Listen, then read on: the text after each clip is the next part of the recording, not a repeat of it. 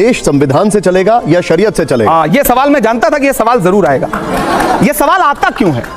दरअसल ये एक खेल है जिस खेल में मीडिया खास तौर से किसी मुस्लिम राजनेता को उलझाने की कोशिश करता है। संविधान कहता है कि आपको फ्रीडम है अपनी आस्था के अनुसार धर्म चुनने का, आप जिस धर्म को मानते हैं उसका सम्मान करने का।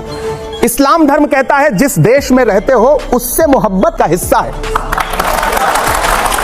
ये सवाल क्यों आता है कि आपको देश ज्यादा पसंद है या इस्लाम पसंद है, या देश ज्यादा पसंद है? संविधान तो धर्म के आधार पर नहीं कहता है। अगर कोई मुझे पूछे कि आपके वालिद संविधान में लिखा है धर्मनिरपेक्षता के बारे में, नहीं, संविधान में धर्मनिरपेक्षता लिखा है तो धर्मनिरपेक्ष, मैं आप मेरे सामने अभी पूजा करिए, भजन गाइए, मैं आपका सम्मान करूंगा। मैं नमाज पढ़ूं, मैं कुरान की आयत पढ़ूं, आप मेरा सम्मान करिए। धर्मनिरपेक्षता का मतलब यह है, धर्मनिरपेक्षता का मतलब यह नहीं है, गलत तरीके से व्याख्यायित किया गया। सेकुलरिज्म का मतलब यह नहीं कि आप मेरा धर्म मानने लगे, मैं आपका धर्म मानने लगूं। हम दोनों एक दूसरे के धर्म का सम्मान करें, यह है सेकुलरिज्म। अमित शाह जी ने भी सदन के अंदर बोला, बीजेपी कहती है कि शरीयत को मानना है तो पूरा माना जाए, मुसलमान सेविंग्स अकाउंट ना खोलें, लोन ना लें, बैंक में नौकरी ना करें। वो कहते हैं कि शरीयत के क्रिमिनल लॉ को भी माने, चोरी करने पर हाथ काट दें, बलात्कार पर सिर कलम कर दें। मंत्री महोदय से कहना चाहता हूं कि आप संविधान को मानते हैं तो पूरा माने, आधा अधूरा मत माने।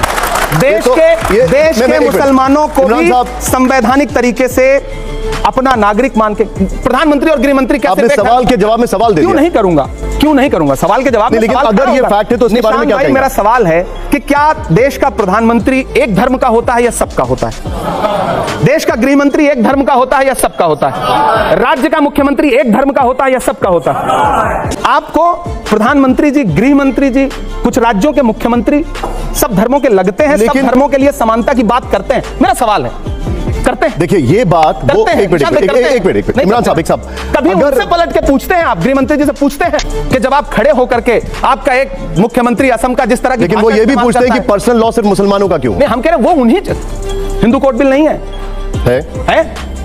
इस देश में सिखों के लिए अलग से, लेकिन उसके लिए कहा जाता है कि कांग्रेस ने उसको ऐसा बनाया कि उसमें कोई भी स्पेशल अधिकार नहीं मिलता। मीठा मीठा गप, कड़वा कड़वा थू, कुछ भी हो आप बाकी जाके कांग्रेस पे यार, क्योंकि आपको मुसलमानों के कंधे पे बंदूक रख के वोट मांगना है, इसलिए आपको मुसलमानों को टारगेट करना है। मुझे पता है आप मस्जिदों के नीचे भगवान नहीं ढूंढ रहे हैं, आप वोट बैंक ढूंढ रहे हैं। देखिए सच बात है, मोहब्बत की सदाएं देना और मोहब्बत के लिए लोगों को एकजुट करना थोड़ा मुश्किल काम है।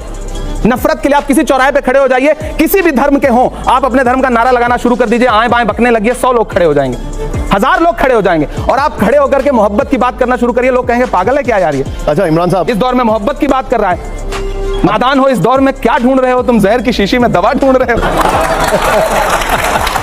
इमरान साहब, अगला शेर नहीं मिसरा सुना रहा हूं और आप इसको पूरा मुकम्मल करिएगा। ये बताइए कि कवि का इशारा किस तरफ है जब आप लिखते हैं कि गोबर को कोहिनूर बताने में रह गए? मैं संबित पात्रा की तरफ मेरा